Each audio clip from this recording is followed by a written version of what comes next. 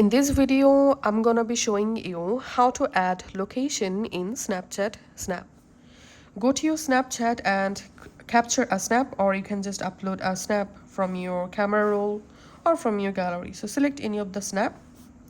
And now in this right hand section, tap on this sticker icon. Under sticker, select location.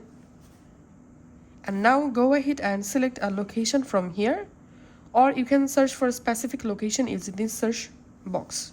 So here I'm selecting the suggested location, and we can see the location at date.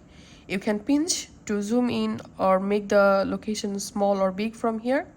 Once you're happy, you can just tap on the location to change location color or design. Once you're happy, tap on send to, and you can send the snap to your story, or you can send it to your friends. So that's how you can actually add location in our Snapchat Snap.